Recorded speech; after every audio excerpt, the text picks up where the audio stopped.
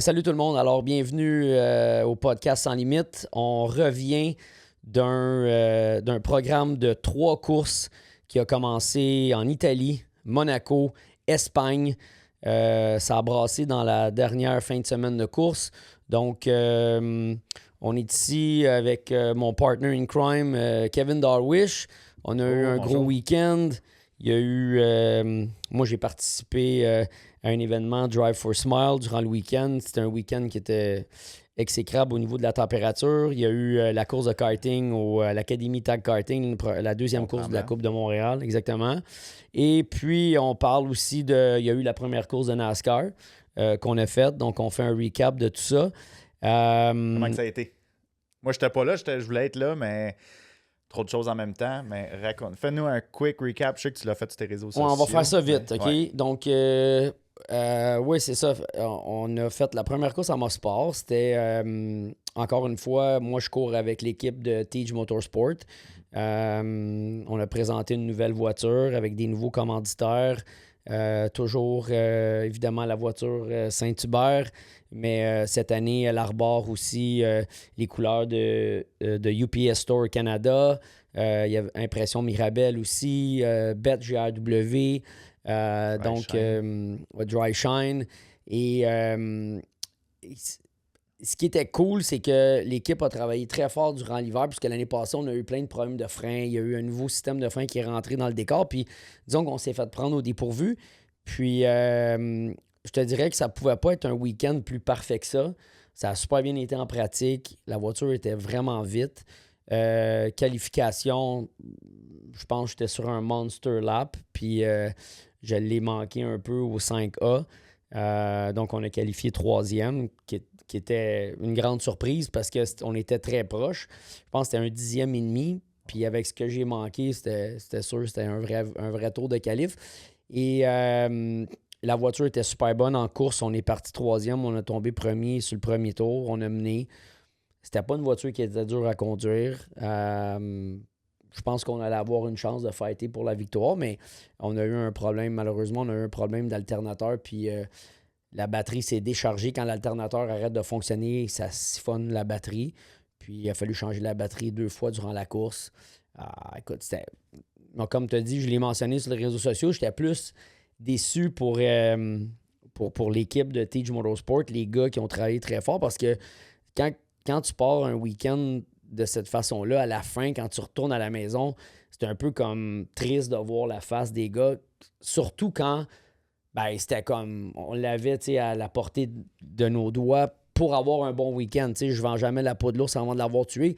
Est-ce qu'on aurait pu gagner? Est-ce qu'on était en position de se battre pour la victoire? Oui. Est-ce qu'on l'aurait gagné? On ne sait jamais comment ça peut se terminer une course de NASCAR. Mais au moins, on avait vraiment la bagnole pour pouvoir bien performer. Mais on tourne la page, puis... C'est ça qui est plate, par exemple. Quand c'est toi qui fais une erreur de pilotage, t'es comme, bon, OK, c'est de ma faute.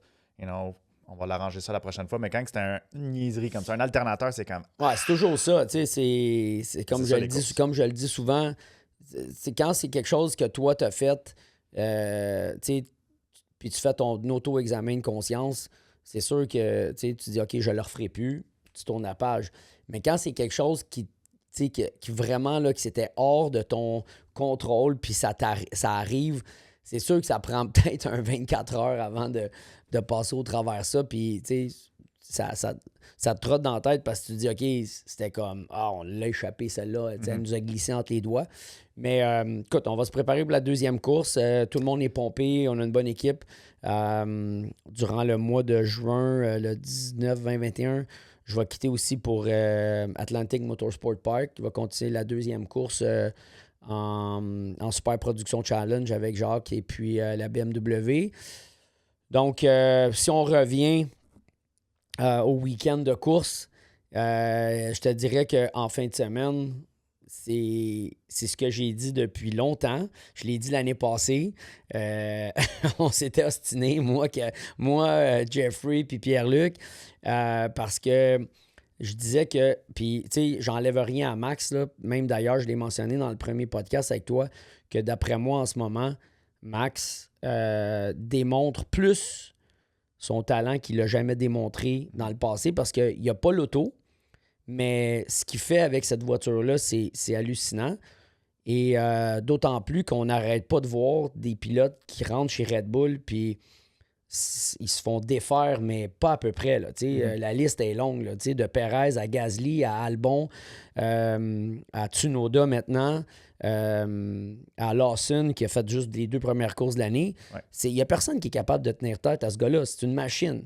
Mais j'ai toujours dit que quand ça allait bien, puis il y avait la voiture pour gagner les championnats, puis il roulait 2022-2023, c'était comme trop facile. On avait un Max Verstappen souriant. Quand ça va moins bien, tout d'un coup, là, c'est difficile de rester de glace. Puis moi, je dis toujours que c'est là que les pilotes, leur attitude ressortent. Et, je le disais, regarde ce qui arrivait avec Hamilton dans les dernières années avec Mercedes. Il est sorti de là avec 7 fois le championnat du monde. Puis quand l'auto va moins bien, c'est pas facile de rester le gars correct. Là, de l'échapper, là, ça peut être facile parce que tu viens vraiment comme écœuré. Puis c'est arrivé en fin de semaine. Donc, pour remettre le monde dans le feu de l'action, premièrement, tu avais les 2 McLaren qui étaient en avant, puis Piastri qui a refait la pole, qui s'envolait avec la victoire. En ce moment, là, il domine. Mais moi, je dis qu'il domine. Il y avait 3 points d'écart avant le début de la course. Puis là, il y en a 10. Ben, écoute, il domine. C'est McLaren qui domine. Piastri, il y a le upper end, comme on peut dire en ce moment, parce que il s'est pas fait prendre à 2-3 reprises, un peu comme Lando s'est fait prendre. Puis ce que ça fait, c'est qu'il est un petit peu plus chill. Lando, il est en mode rattrapage pour ce qui est arrivé avec Verstappen à Miami. Il est en mode recul un petit peu. Il faut toujours qu'il fait un départ, puis là, il perd 3-4 places, puis là, il faut qu'il remonte comme un fou furieux pour essayer d'aller chercher une 2e place. Donc, il est un petit peu en recul par rapport à ce que son coéquipier a fait, mais il y a tellement de grands prix qui restent que je ne sais pas si je peux encore dire que Piastri domine. Il n'y a pas beaucoup de points entre les deux. L'équipe domine, mais ça va être vraiment une bagarre entre les deux qui va arriver. C'est sûr et certain. Puis moi, je m'attends à des flamèches parce que quand c'est une bagarre inter-pilote, inter-équipe, là, ça peut pas rester comme smooth. C'est impossible. On l'a vu en fin de semaine. Un moment donné, il y a une aspiration qui est vraiment importante, à un moment donné, dans la ligne droite pour la qualif. Puis, tu sais, l'ingénieur de Piastri qui dit, tu sais, fais attention, il s'en vient. Puis là, il a tout de suite compris qu'il ne voulait pas donner l'aspiration à Lando Norris et vice-versa. Donc, tu vois que les gars sont comme... Il y a comme déjà une compétition qui s'installe entre les deux. Frenemies, comme on dirait. Oui, exactement. Frenemies. C'est ça. Attends, on va voir. Mais, donc, durant la course, les deux sont en avant. Verstappen qui, par tous les moyens, reste en contact avec les 2 McLaren quand même, sans vraiment être... il ne peut pas les attaquer. Mais à un moment donné, il y a un drapeau jaune parce que Antonelli, son moteur, rend l'âme. Puis là, il y a la voiture de sécurité qui arrive, OK? Puis là, ça regroupe tout le monde. Les gars rentrent au puits, mettent les pneus rouges. Puis là, malheureusement, Verstappen, son équipe, pas le choix, mettent les blancs. Les pneus qui étaient les plus durs, les pneus qui étaient les plus glissants.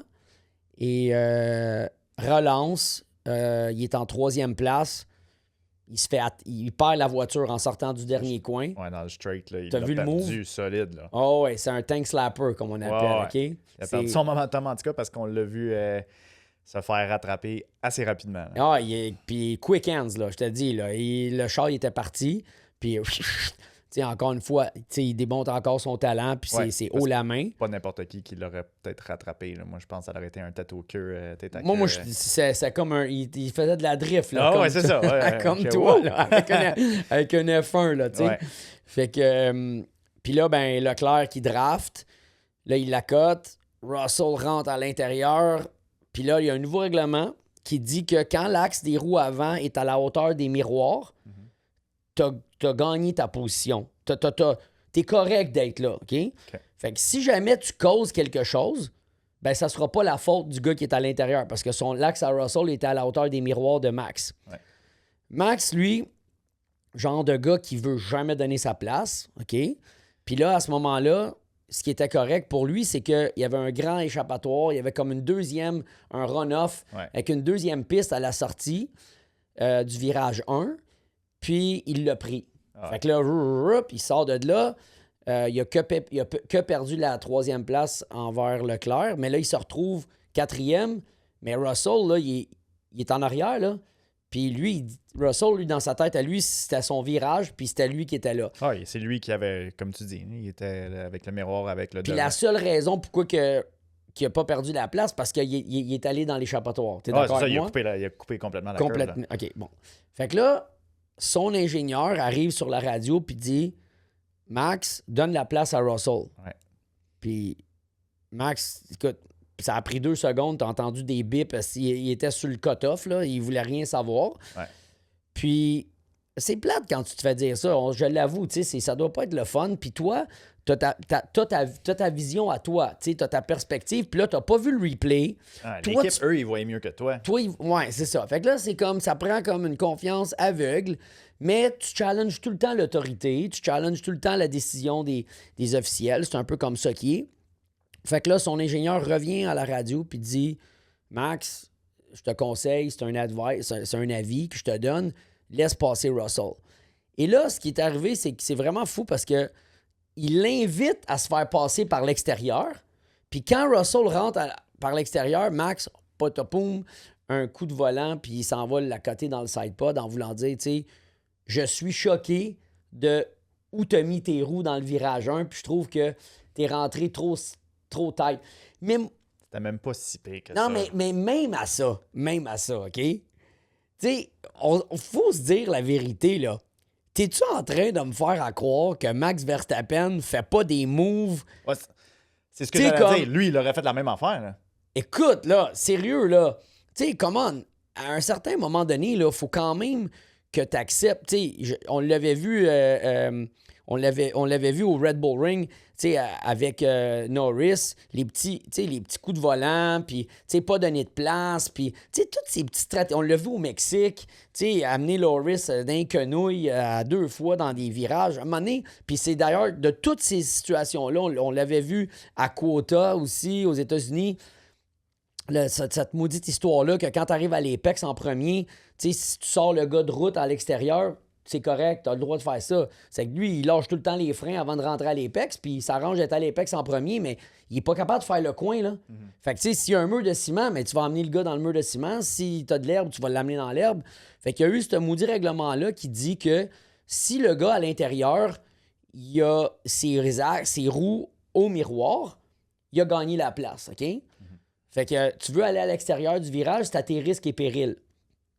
T'sais, il y a eu le beau dépassement qu'il a fait à Imola, à l'extérieur de Piastri sur le départ. Méchant move monstre. Puis je lève mon chapeau là-dessus encore. C'est du Max Verstappen, comme haut la main. Mais ça prend... It's take two to tango, OK? Ça prend un Piastri qui a donné toute la place nécessaire pour que le gars, il se retrouve pas. Parce que je me rappellerai toujours, il y a eu un départ à Imola dans le temps où est-ce que Hamilton a fait la même chose avec lui, puis Verstappen, il a ouvert la porte, puis il a mis Hamilton sur les rumble strips, puis t'as vu la voiture sauter. Fait que ça prend 2 pour donner du side-by-side. Ouais. Puis là, malheureusement, le règlement, à cause de tout le Mickey Mouse qui s'est passé dans le passé, ça dit l'axe avant au miroir, Russell, il avait gagné sa place.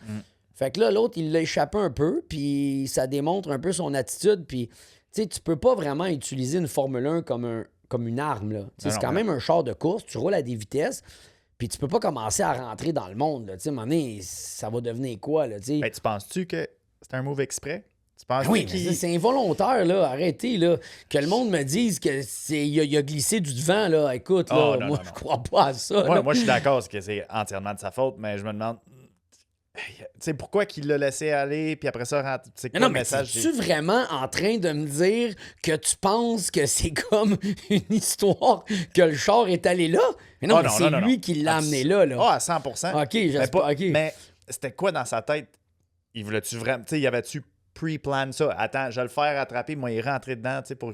Écoute, je sais pas s'il l'a pre-plané 5 secondes avant, mais quand il a invité Russell C'est ça. à passer, l'histoire d'aller y rentrer dans le side pod, c'est un move de tu sais, je vais te remettre ta monnaie de ta pièce, puis, tu sais, I'm gonna pay you back. Qu'est-ce que tu m'as fait dans le virage 1? Ça, moi, c'est ce que je crois, c'est mon opinion, puis je le crois parce que quand tu es dans la voiture, tu penses toujours que tu es la victime. Fait que lui, Verstappen, il pense qu'il est la victime du virage 1. Puis déjà qu'il était wired parce que il s'est fait donner un petit coup de roue par Charles Leclerc dans la ligne droite. Puis là, tu écoutes les explications de Charles qui dit ben, je me suis fait tasser un peu la première fois, puis j'ai donné la place. Puis la deuxième fois, j'ai pas bougé, puis j'ai bougé, moi, vers l'extérieur. Tu comprends? En voulant dire, tu sais, je vais pas me faire piler ses pieds. La Formule 1, elle a regardé la vidéo, ils n'ont rien fait. Mais Verstappen, il était déjà en maudit de ça. Tu comprends? Puis il est en maudit de ça. Il est en maudit qu'il n'a pas les bons pneus. Ouais. Que l'équipe lui a mis les blancs. Il faut qu'il se batte, pauvre gars, avec des pneus inférieurs que les autres. Man, tout mis ça ensemble, t'es pas dans un bon mood, là. T'es en maudit, là. Faut se le dire, là. Il était en... Fait que tout ça fait en sorte qu'il l'a échappé, puis ça m'amène à dire que, Max, quand ça va pas bien, là, écoute, il l'échappe, là. Puis ça me surprendrait pas que on en voit d'autres, mais là, le problème, c'est qu'il est à 1 point d'une course de suspension. Ouais. Parce que là, 10 sur 11, c'est ouais, ça. c'est ça. Fait que là, 1 point de plus, là, puis il est suspendu une course. Et... Ça, c'est jusqu'à la fin de la saison. Là. Ouais, mais là, je veux juste revenir sur une affaire, OK? Là, je sais pas si le monde l'a vu, mais moi, le Russell, là, c'est un petit maudit, lui aussi, OK? Check bien ça, OK? Il y a eu un moment donné, il y a eu une entrevue, puis je sais pas si les gens l'ont vu, parce que dans les dernières entrevues, il recap l'entrevue de Russell, mais il y a une partie qui est coupée. La première fois que Russell fait son entrevue à la fin de la course dans le bullpen, OK? Il discute avec le journaliste. J'espère qu'il y a plein de monde qui l'ont vu, en tout cas. Partagez-nous vos commentaires si vous l'avez vu. Moi, j'ai pas vu, fait que moi... Mais il a fait... mais c'est parce que ça a été tout de suite enlevé après. Quelques minutes après, OK? Fait que là, je suis sûr que ça doit se trouver sur Internet. En tout cas, je vais en faire des recherches. Mais il fait l'entrevue avec le journaliste. Puis là, à un moment donné, Russell, il pitch en dessous de l'autobus. Tu sais, un journaliste, il faut que ça reste impartial, right? Fait que là, ce qu'il fait, c'est qu'il pose une question à Russell, puis il dit « Comment tu as vu les choses? » Puis Russell, il lui dit au journaliste, puis on ne sait pas qui l'interviewe, mais on finit par le savoir après, parce que c'est quelqu'un de F1 TV. Puis il lui dit Est-ce que tu es surpris de qu'est-ce que Max a fait? On voit pas la face du journaliste, OK? Mais le journaliste, là, a peut-être fait non, hoché de la tête, ou il dit non, OK? Ben, sais-tu qu'est-ce que George Russell a fait? Il a dit, on the record, il dit, by looking at your face, you're not surprised. Hey, man! Oups. Écoute, là, tu sais, là, moi, si je suis un journaliste, OK? Puis là, je sais que Joe Russell a fait ça. Ben, la prochaine fois, je vais faire bien attention parce que dès que le journaliste a fait son commentaire en disant « Ben non, je suis pas surpris », la planète entière l'a vu que le journaliste a dit qu'il n'est pas surpris, mais c'est George Russell qui l'a étalé. Ouais. C'était un petit peu cheeky, là. Oups. OK? Fait que c'est du oups en maudit, là. Fait que je voulais faire une parenthèse là-dessus. Fait qu'il commence à avoir un peu de controverse. Mais Max, à l'entrevue, je pense qu'il a assumé. Il a dit que c'était une erreur, le move. Là. C'était un bad move. Là. Me semble que j'ai vu ça. Tout de suite après la course, il n'a pas assumé rien. Ils ont demandé de donner son opinion. Puis il a dit ben, j'ai rien à dire. Puis de toute façon, ça donne rien que je dise de quoi. Parce que, anyway, il allait se mettre encore plus dans la chenoute s'il disait quelque chose, OK? C'est le genre de gars qui... Moi, je l'aime beaucoup, ce gars-là, parce que j'aime sa combativité. C'est du Tu sais, c'est du Ayrton Senna à la Gilles Villeneuve. Mais d'un autre côté, moi, qu'est-ce qui m'énerve un petit peu, tu sais, la part ben, c'est parce que c'est mon opinion, tu sais, moi, je viens d'une famille, tu sais, comme ben normale, puis puis tout ça. Fait que l'humilité, puis, tu sais, c'est plus my cup of tea, là. Max, là, tu sais, il tourne le fer dans la plaie, puis des fois, il a comme une attitude, tu sais, comme je m'en foutisse un peu. Puis, tu sais, là, ça joue contre lui parce que, tu sais, le monde dise, man, c'est un champion du monde, là. C'est pas une belle attitude, tu comprends? T'es quand même l'ambassadeur de ton sport, puis quand tu l'échappes de cette façon-là, ben le monde regarde, puis ça comme... Le monde est en mode panique, tu sais. Puis là, tout le monde critique, puis tout le monde fait des commentaires, tu sais. T'as les haters, puis t'as les lovers, mais tu sais, la vérité, c'est qu'il faut que tu sois comme, tu sais, impartial, puis tu regardes ça, puis tu dis, OK, hey, calme-toi, là. Parce que il est pas blanc comme neige non plus. Tu sais, il a déjà fait du stock aussi, lui, qui est pas mal pire que George Russell. Fait que comment ça se fait que tu perds les pédales contre un George Russell qui, finalement, avait pas fait grand-chose? C'est toi qui l'as perdu. Tu l'as perdu dans le rentrant. You made a mistake.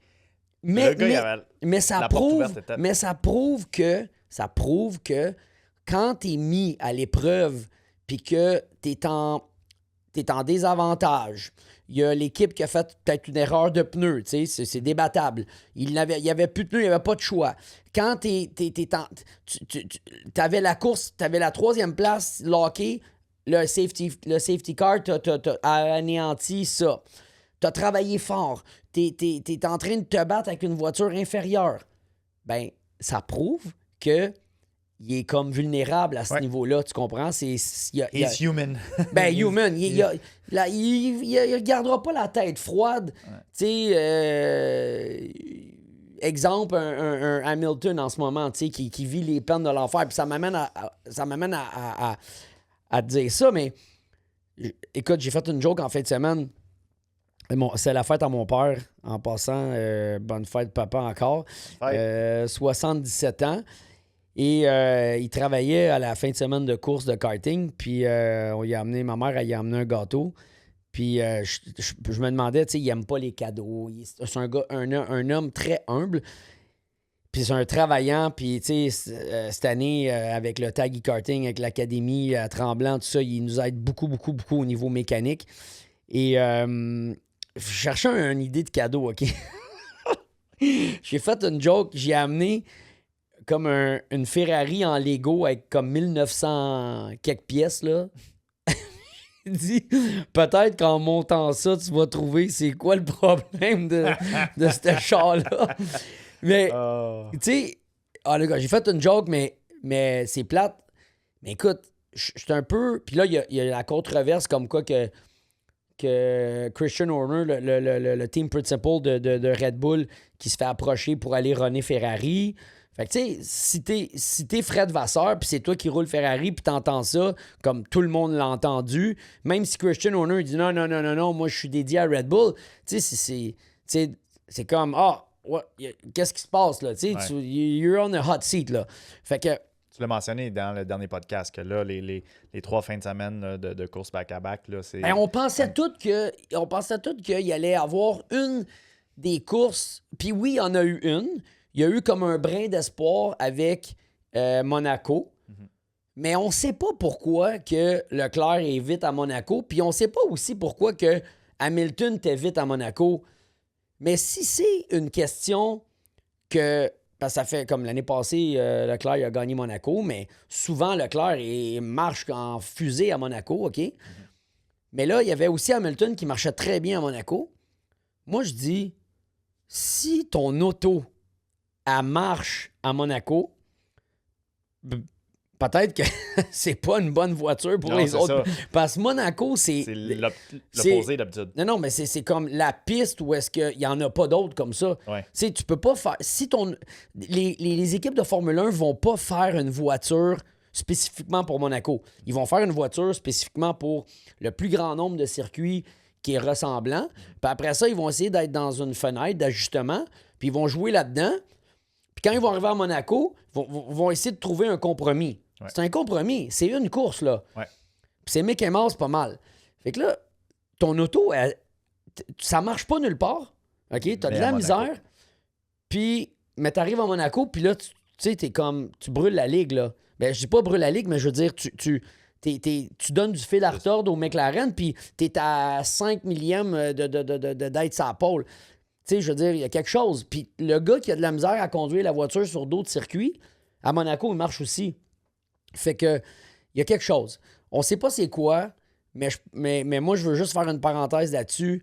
C'est que, tu sais, il y a un des deux gars qui commence à être débiné pas mal. Puis, où est-ce que je questionne beaucoup le travail entre les pilotes puis l'équipe, c'est que à un moment donné, là, quand ça fait plusieurs années que tu es là, comme pilote, là, ben, tu es le leader, OK? Fait que amène l'auto à un niveau pour essayer de gagner le championnat du monde. Tu sais, t'as vu Schumacher, il est arrivé chez Ferrari, l'auto, c'était une vidange, là, on s'entend. Il a travaillé. Ils ont trouvé de quoi avec lui en travaillant. Ils l'ont emmené à un niveau. Il a gagné 5 d'affilée. Ouais. OK? Tu t'appelles Charles Leclerc, tu travailles. Il faut que tu amènes l'auto à un niveau. Tu sais, c'est quoi que ça prend? C'est quoi qui manque? Fait que, où est-ce que je pose la question? C'est quand, tu sais, tu peux pas juste arriver et dire, t'as un pilote qui rentre dans l'équipe, tu sais, il a de la misère à s'adapter à l'auto, il roule pas vite, tu sais, il est pas bon, on le met dans les vidanges. L'autre, là, y a-tu amené une voiture à être capable de gagner le championnat du monde? Non. Tu sais, lui aussi, maintenant, il se plaint, là, comme quoi que l'auto, puis il est débiné. Mais tu sais, il réussit à rouler avec la voiture, il réussit à faire quelques podiums ici et là. Mais est-ce que l'auto est vraiment à la hauteur? Fait que, qu'est-ce que Louis dit comme commentaire par rapport à la voiture? C'est-tu quelque chose qu'il faudrait que Ferrari regarde? Parce qu'à un moment donné, là, c'est pas juste aller faire une bonne course ou 2-3 podiums. Il faut que tu ailles l'auto pour gagner le championnat du monde. Puis, Norris, il a travaillé fort. Ils ont mis Piastri là-dedans. L'auto, à un début de championnat, était exécrable. Puis, ils l'ont emmené à un niveau. Ils ont commencé à fighter contre Verstappen. Puis là, ils sont à un autre niveau. Mais c'est la contribution des pilotes aussi. Là. C'est pas juste le team. Là. Les pilotes, ils ont leur mot à dire. Puis, les commentaires que les pilotes font, mais ça amène le travail d'équipe, tu sais. Fait que, anyways, longue parenthèse sur la situation de Ferrari, c'est pas chic, là. Ouais. Puis j'ai hâte de voir qu'est-ce qui va arriver dans le futur. Mais anyway, ça m'amène à te dire que on parle... Nous autres, on est char, on est de ça, mais faut que tu parles des playoffs, OK? Oui. Puis là, les playoffs, moi là... Excuse, je t'interromps, je parle beaucoup aujourd'hui, là, mais c'est parce qu'on fait un recap. Là. Mais je suis allé faire une entrevue au 98.5, OK? Ouais. Avec Mario Langlois. Il y avait Jerv, il y avait Stephen Waite, l'ancien coach des gardiens de but du Canadien. Puis j'ai dit aux boys, pensez-vous qu'Edmonton a une chance? Moi, je crois en Edmonton. Puis je fais juste dire aux boys qu'ils m'ont dit que non. Il n'y avait pas assez de profondeur. Je répète les mots, pas assez de profondeur. Ils ne pouvaient pas passer Dallas. Puis ils ont passé. Puis là, ils sont en finale de la Coupe Stanley. Anyway, petite parenthèse. Bon, Stéphane, t'es-tu surpris que les Oilers sont en finale de la Coupe Stanley? Je viens de le pitcher en dessous d'autobus. Mais ouais, parlant, c'est la finale, c'est Floride-Edmonton. Je pense que ça commence mercredi. Mercredi, exact. Fait que profitez de la situation avec notre commanditaire BetGRW. Utiliser notre promotion qui est Tag 100. Fait que profitez de cette promotion. Puis j'ai hâte de voir ça va être quoi là. Le résultat final, ouais, ben oui, merci à notre commanditaire BetGRW d'être présent pour ce genre d'événement sportif-là. On a une équipe canadienne qui est là, puis on se croise les doigts, on espère qu'il puisse bien faire. En ce moment, ça va être très intéressant de voir une équipe américaine contre une équipe canadienne pour les playoffs, pour la finale de la Coupe Stanley. Puis on va pas oublier notre autre commanditaire, Dry Shine. On a tourné une couple de vidéos qui vont commencer à sortir sur les plateformes TikTok, Instagram, là, qu'on a eu bien du plaisir. Ben là, on en a un, OK? Donc, je vous incite à partager la vidéo qu'on va vous montrer, OK? Donc, partagez-le, puis partagez-le avec 2 de vos amis aussi pour courir la chance de gagner Ça, c'est moi, je parlais de Dry Shine. Là, tu parles de notre giveaway. Là. Ouais, mais moi, je parle du giveaway parce que tu m'as dit qu'on a un concours qui s'en vient. Puis là, j'ai sauté tout de suite sur le concours. Puis le concours, évidemment, c'est de faire gagner quelqu'un un vélo qui t'a tué. OK? Littéralement. Un vélo qui a tué Kevin, puis le vélo qui t'a tué ne bougeait pas. Right? Alors, écoutez la vidéo, partagez-le à 2 de vos amis pour courir la chance de gagner ce vélo-là. Donc, on est gentil, puis on se sent généreux, puis on va vous donner la chance de gagner ce vélo-là. Mais on aura d'autres prix aussi, évidemment. On a le casque, on a une carte cadeau du Taggy Karting. La fête des pères. Exactement. La fête des pères, c'est la fin de semaine du Grand Prix de F1. C'est le 15 juin, je crois. Donc, la même journée de la course du Grand Prix, fête des pères. Quoi de mieux que d'offrir une carte cadeau du Taggy Karting? Parce qu'au Taggy Karting, on a des simulateurs, OK?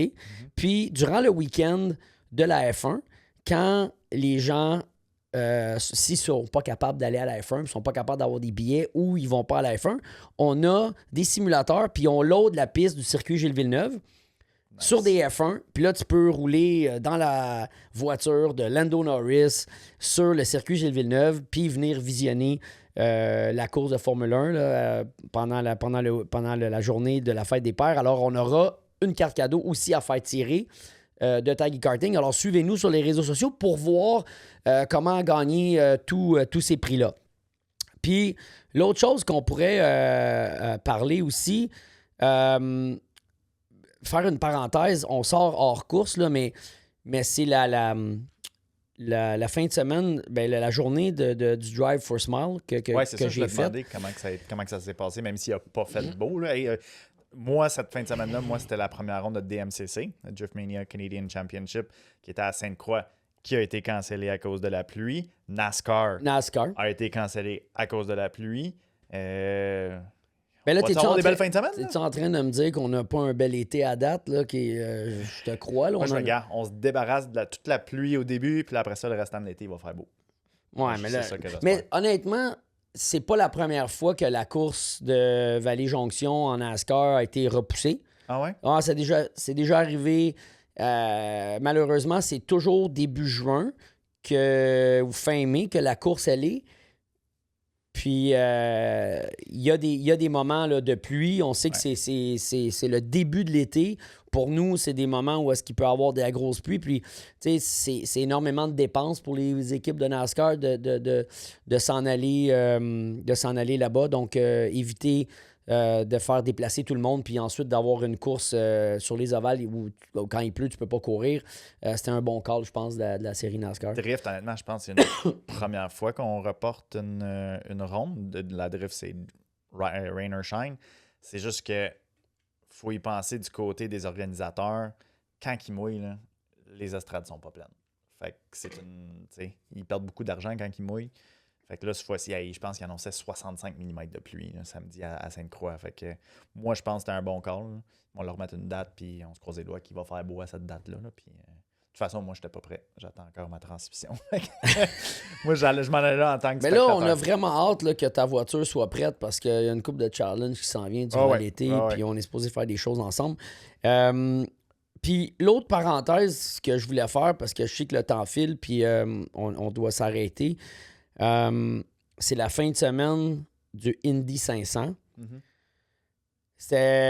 Moi, ça a amené beaucoup de souvenirs, évidemment, parce qu'en 2011, j'étais sur la pole aux 500 000. Puis, écoute, ce qu'on a vu, c'est vraiment spécial. Puis moi, je veux revenir pas sur plein de choses durant la course, mais sur une chose. Premièrement, tu as Alex Palou, pilote Ganassi, conduit la voiture numéro 10 DHL. En ce moment, avant le Indy 500, là, il gagnait tout. Là, il domine en ce moment. Je pense qu'il y a, même à date d'aujourd'hui, si je ne me trompe pas, il doit avoir comme 100 points d'avance au championnat. C'est un des débuts de championnat les plus dominants là, qu'on a vu depuis des années. Et puis, il a réussi à gagner la course, OK? Mais là, Tu sais, fait que là, c'est comme... Puis il l'avait dit, d'ici, il gagne pas le Indy 500, il va avoir quelque chose qui va lui manquer dans sa carrière. Il a gagné plusieurs championnats avec Ganassi aussi. Il est en quête d'un troisième championnat. C'est complètement fou.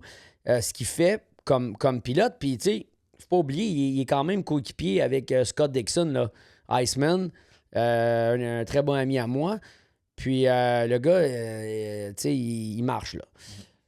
Mais si les gens ont écouté le Indy 500, là, tu sais, qu'est-ce qui était malade de ça? C'est qu'à un moment donné, là, t'as plusieurs pilotes, OK? T'as Connor Daly qui roule en avant, OK? T'as Alexander Rossi, avant qu'il lui arrive quelque chose, il roule en avant aussi. T'avais David Malukas qui roulait en avant. T'avais plusieurs pilotes qui roulaient en avant. Puis la course, elle s'en allait d'une manière où est-ce que, wow, OK, ça se peut que ça va être un fight avec quelques voitures. T'as Ericsson chez Andretti qui roule en avant aussi, qui a déjà gagné le Indy 500 d'ailleurs. Puis là, ça va être une bagarre assez serrée. Puis on sait pas où ça s'en va. Mais tu sais, qu'est-ce qui est arrivé je sais pas si les gens ont vraiment eu vent de ça. T'as Pato Howard qui est là aussi chez McLaren. Puis là, à un moment donné, à cause d'une stratégie, t'as les gars comme Daly qui se retrouvent presque à rentrer au puits puis presque perdre un tour, OK? Fait que là, les gars sont en avant des leaders puis ils veulent pas perdre un tour parce que d'un coup qu'il y a un drapeau jaune, ben, t'es à la queue, puis tu peux faire la relance, puis tu peux passer, puis tu sais. Fait que dans le fond, tu veux vraiment pas perdre un tour. Tu veux rester sur le tour des meneurs, puis croiser tes doigts, puis espérer que tu vas pogner un drapeau jaune. Mais ce que ça a fait, là, c'est que ça a donné... Les gens n'ont pas dit ça, là, mais moi, je crois que ça a donné la victoire à Alex Palou. Pour la simple et bonne raison que la fin du Indy 500, là, quand t'es le meneur, OK? T'es tout seul en avant, puis il n'y a pas de draft. T'es vraiment un sitting duck. Parce que le gars en arrière, là, l'aspiration, là, elle est monstrueuse parce que toi, t'as pas d'aspi. Donc, tu frappes un mur. Tu frappes un mur, là. Fait que le gars s'en vient, là, c'est impossible de défendre, OK? Impossible. Mais le problème que les deux gars qui sont vite, puis qui roulent aussi vite que les meneurs, puis ils ont déjà mené la course un peu plus tôt, ben ils veulent pas perdre un tour, fait qu'ils restent en avant. Puis ils roulent. Puis là, t'as le meneur, à ce moment-là, t'as Ericsson qui est meneur, Palou deuxième, puis il est pas capable de les dépasser parce que les gars roulent vite. Il est pas capable de les drafter, mais il se fait drafter. Puis à un moment donné, il y a eu un moment dans le virage 1 où il y a eu une hésitation d'Ericsson.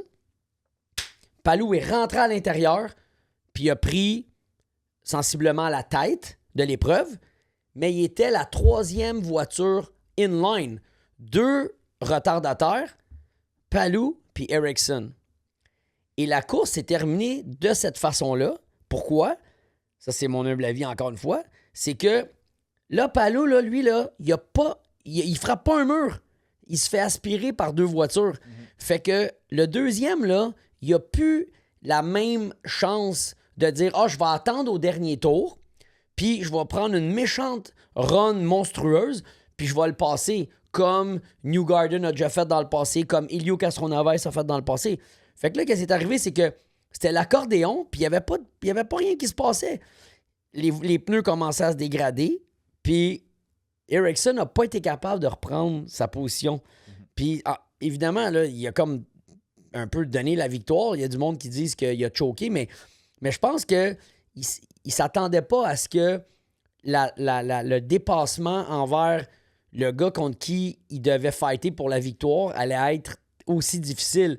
Puis Palou, lui, s'en allait, puis il se faisait drafter par les 2 retardateurs, puis l'autre, il essayait, mais la turbulence était vraiment grande, puis la voiture, elle ne pouvait pas rentrer dans les coins au fond. Ça s'est terminé comme ça. Puis ça m'amène à dire que c'est un petit peu comme... Ben, c'est un peu dommage parce que la fin de course, elle a été plus plate qu'elle aurait pu être. Parce que si tu as une fin de course avec le meneur et il n'y a pas de retardateur devant lui, ben là, les gars se mettent à jouer au check-in parce qu'il veut pas mener la course sur le dernier tour. Parce que si t'es premier sur le dernier tour, t'as comme pas de chance de gagner. Parce que c'est sûr que dans le backstretch, là, tu te fais passer là, comme c'est arrêté. Mais le fait que... si je lève mon chapeau à Alex Palou, parce que j'ai dit, si là, il passe, là, puis il passe Ericsson, puis il se met entre lui et les retardataires, je pense que la course va se terminer de même. Parce que l'autre, il va avoir de la misère à drafter, puis c'est exactement ça qui est arrivé. Donc, anyway, je voulais faire cette petite parenthèse-là. Pour ceux qui ont regardé le Indianapolis 500, Alex Palou a gagné la 109e édition du Indy 500. Donc, bravo. On va essayer de lui parler plus tard dans l'année, puis qui nous parle des commentaires par rapport à la course. Mais moi, je me vois écouter. Moi, j'ai jamais vraiment écouté le NASCAR. Dans le ARCA Series, cette année, on a un nouveau pilote, Cletus McFarlane, a.k.a. Garrett Mitchell, c'est son vrai nom. Gros YouTuber avec des millions et des millions de subscribers. Puis je pense qu'il a terminé 10e. C'est sa 3e course, je pense, à Charlotte. Puis petite erreur de sa part. Il y a un drapeau jaune. Il était en 2e position. Il était en haut. Puis cette course-là, il ne roule pas de restrictor plate. C'est la première fois qu'il ne roulait pas de restrictor plate. Puis quand ils ont recommencé, il a mis le gaz au fond, puis il a perdu le cul un peu. Puis il a été tapé la voiture à côté. Carambolage, là, dont 2 voitures qui étaient out à cause d'un crash. Fait qu'il s'est senti vraiment mal, mais en même temps, le ARCA Series sont là pour justement apprendre. Mais dans la dernière course de NASCAR Cup, là, il y a eu comme... pas la dernière, mais l'avant-dernière, il doit avoir eu 8 relances à la fin. Là. Les gars n'étaient pas capables de traverser le drapeau blanc pour prendre le dernier tour. Ça crachait à toutes les relances. Fait qu'il y avait comme... Tu sais, en NASCAR, ils ont le règlement de green, white, checker. Là. C'est comme ils vont en comment t'appelles ça au hockey, là, j'ai un blanc, là, mais c'est overtime. Il l'appelle overtime. Fait que c'est green, white, checker. Puis les premiers, ils n'étaient pas capables de faire le tour puis de traverser puis de prendre le drapeau blanc. Parce que quand le premier traverse le drapeau blanc, peu importe ce qui arrive en arrière, si ça se met à se défoncer, la course est terminée. Okay. Mais là, ça part. Le premier revient. Là, le gars, il est là avec le drapeau blanc. Boum! Drapeau jaune. Ben, il n'a pas traversé le drapeau blanc. Fait que là, il y a encore une relance. Il y a eu, je pense, 8 relances. Mais ça démontre que dans les fins de course, là, tu sais, puis c'est pas pour, tu sais, moi, je veux pas dire qu'il a fait une erreur, mais les top pilotes en font des erreurs. Puis c'est facile de faire patiner les roues à la relance. Tu as quelqu'un dans ton bumper qui t'allège l'axe arrière. T'es sur le throttle. Tu sais, maintenant, la voiture se met à faire ça. Puis c'est dommage pour lui parce qu'il était en très bonne position. Là. Mais ça prouve que dans les derniers moments, là, c'est une question de finesse. Là. Et écoute, là, on a parlé de NASCAR, on a parlé de NICA, on a parlé de la F1, mais il y a juste un élément qu'on a oublié de parler. C'est à la course d'Espagne, là. Il y a une affaire qu'on n'a pas dit, c'est Lance Stroll. Il n'a pas participé à la course. OK? Il a été opéré au poignet. Puis là, il se plaignait de douleur. Puis il a été conseillé comme quoi de ne pas faire l'épreuve. Puis d'aller se faire regarder le poignet, tout ça. Moi, je pense qu'ils ont pris cette décision-là parce que la prochaine course, c'est Montréal. Puis sans savoir ce que ça pouvait faire ou le risque à son poignet, sans avoir idée de où il était avec sa guérison, puis ainsi de suite. Moi, je pense qu'ils ont décidé de prendre une grosse décision et de ne pas lui faire la course parce que la prochaine course, c'est le Grand Prix du Canada. Puis là, ben, tu sais, un Lance Stroll qui ouais, c'est ça. Un Lance Stroll qui ne se présente pas au Grand Prix du Canada, pilote canadien, ça aurait été vraiment décevant pour beaucoup de partisans. Donc, l'équipe Aston Martin qui a pris cette décision-là de lui faire manquer la course d'Espagne. Malheureusement, il n'y avait pas d'autres pilotes qui étaient prêts pour prendre sa place en plus. Donc, ils ont roulé à une voiture. Et c'était la première course. Imagine-toi, là, ça fait 9 Grands Prix. Première course que Fernando Alonso marque des points. Oh my God, lui, il est pas... Puis c'est un autre exemple. quelle attitude. J'adore ses entrevues. Il est chill, ce gars-là. Ouais. Tu sais, 43 ans, il est drôle, il est chill, tu sais, puis... écoute, il prend ça avec un grain de sel. Puis, ça peut être frustrant, mais peu importe, peut-être qu'il attend la voiture d'Adrian Newey pour 2026. Là. Mais là, puis là, t'as d'autres mondes. Là, les spéculations partent, là, OK? Puis on n'est même pas à mi-saison. Là, t'as du monde qui dit Verstappen s'en va chez Aston Martin. Puis là... Non, je te dis, là, c'est vrai, là. Je n'ai pas entendu celle-là. Non, ça fait un bout de temps là, que là, ça commence à prendre de plus en plus d'ampleur. Adrian Newey qui était chez Red Bull, puis qui était l'aérodynamicien de Red Bull, qui est comme considéré comme un des plus grands ingénieurs de tous les temps de la F1, puis qui a été ramassé par Lawrence Stroll chez Aston Martin. Fait que en 2026, nouvelle voiture, nouveau règlement, tout est à refaire de A à Z. Puis là, ben t'as Adrian Newey dans ton équipe. Tu sais, est-ce que c'est le genre de situation qui fait que en début de saison ou dans un changement comme ça là, de concept de voiture, c'est avantage Adrian Newey? Parce que si c'est ça que tu penses vraiment, puis tu sais, dans le paddock, c'est dur de garder les secrets. Si c'est vraiment ça que tu penses, ben, si jamais tu as un offre sur la table, ben, toi, t'avais entendu que Max s'en irait chez Mercedes, là, qui est Toto Wolff. Ben, mais attends, puis je sais, je suis chaud du coq à l'âne, là, mais tu sais, là, tu m'as dit ça tout à l'heure. Là, je dis, tu sais, quand Toto Wolff s'est fait interviewer par rapport à Max Verstappen, là, normalement, Toto, là, il est comme, tu sais, il dit les vraies affaires. Je l'ai trouvé tellement politically correct par rapport à ce que Max a fait à son pilote, George Russell, que la première chose que j'ai pensé, c'est « Oh, est-ce que Toto Wolff ne veut pas dire rien contre négatif. Max parce que peut-être qu'il va négocier avec lui pour l'amener dans son équipe? » Écoute, ben, tu sais, le problème avec Toto en ce moment, c'est que avant qu'il signe Kimi Antonelli, il y avait Max Verstappen qui lui courait après. Oui, c'est vrai, on l'a entendu parler. Mais là, tu as signé un jeune pilote de 18 ans, le futur de chez Mercedes, à moins que tu veux garder Antonelli puis que tu te débarrasses de George Russell. Mais à un moment donné, tu peux pas signer un jeune pilote pendant un an puis le remplacer par Max. En tout cas, je verrais ça pas bien, là, mais peu importe. On est surpris là, avec Red Bull qui change des pilotes après 2 courses. Là. Fait que je suis plus surpris. Et puis, on termine... je pense qu'on devrait terminer le podcast avec quelque chose qui est... Oh!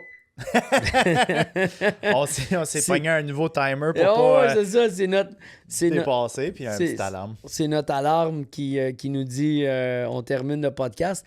Mais ce que j'allais dire, c'est on devrait terminer le podcast sur quelque chose qui à mon avis, là, c'est crève-cœur, OK? C'est la situation Red Bull-Tsunoda. Tsunoda, là, il était bien là, chez Racing Point, là. Tu sais, il roulait bien, là. Son rêve, c'est de s'en aller chez la grosse équipe Red Bull. Mais écoute, là, depuis qu'il est là, ça va pas bien, là. Puis là, t'as ces deux autres là, coéquipiers là, qui sont chez Racing Point, l'équipe sister team de Red Bull. Adjar, qui, man, il est tout le temps en Q3, des qualifs monstrueuses. Lui, il va bien. T'es l'agent, toi, d'Adjar, puis tu te fais dire, bon, ben finalement, là, on va donner une chance à Adjar, puis on va l'amener de Racing Point à Red Bull. T'acceptes-tu? Tout le monde qui s'en va là, man, ça pète leur carrière. Ouais, c'est ça. C'est un pensez-y bien, là. Ouais. Parce que notre ami Tsunoda, là, il est en train de mal paraître, mais il paraissait pas mal, là, 4-5 Grands Prix. Ouais. Fait que là, je sais, écoute, c'est du questionnement, puis peut-être un jour, on va peut-être trouver une façon d'impliquer nos auditeurs à discuter de cette situation-là, mais OK, on sait tous que Verstappen, il est vite, mais c'est pas logique que il y a quelque chose qui marche pas là-dedans pour que, tu sais, il y a eu des performances vraiment incroyables de Perez là, dans le temps. Là. Il a déjà out-qualifié Verstappen à quelques reprises. Les gars manquent de constance. Mais là, tu sais, les Albon, les Gasly, Tsunoda, Lawson, c'est quoi qui se passe? Le monde débarque de là, puis ils réussissent à bien performer et à démontrer du talent. Mais n'importe qui s'en va là, man, il creuse un trou là, dans la terre. Là. Fait que moi, ça me blesse parce que je me dis, c'est dur mentalement sur le pilote. Ouais. Le gars, il va-tu péter sa carrière? Est-ce que les gens de Red Bull, ils l'ont déjà mis sur un siège éjectable? Sont-ils en train de regarder à Jar qui est impressionnant, veut pas? Mais c'est pas parce que le gars il est impressionnant chez Racing Point, chez Racing Bull, que automatiquement tu l'amènes chez vous, puis ça fait 3 fois que tu fais ça marche pas. Ouais. Je veux dire, c'est quoi que ça prend? Tu sais, en tout cas, je voulais terminer là-dessus, je vais faire une parenthèse parce que, tu sais, ça me fait de la peine pour le petit Tsunoda parce que je pense pas qu'il s'attendait à ce que ça soit comme ça. Puis les pilotes qui sont chez Racing Bulls, ben leur next step, c'est tout le temps la grosse équipe Red Bull. Mais veux-tu vraiment aller là? Je sais pas, moi, moi si je suis à Jar, là, puis tu me poses la question, veux-tu aller là? Là, après autant de pilotes là, qui s'en vont en débandade, je commence à être nerveux là. Je me pose la question, qu'est-ce qui se passe dans la deuxième auto Red Bull? Ça peut pas être... Tsunoda peut pas... est-ce que la voiture Red Bull... Est-ce que la deuxième voiture Red Bull... OK, est-ce que la voiture Red Bull est moins vite que la Racing Bull? Parce que les gars font mieux chez Racing Bull que... Tu comprends, je veux dire? Qu'est-ce que l'auto a pas? C'est une voiture qui est faite seulement pour Verstappen, uniquement pour son style de pilotage.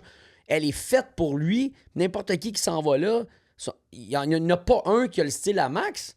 Tu sais, je veux dire, je sais pas. Écoute, il y a du questionnement à se faire, mais c'est pas le fun pour le petit Tsunoda en ce moment.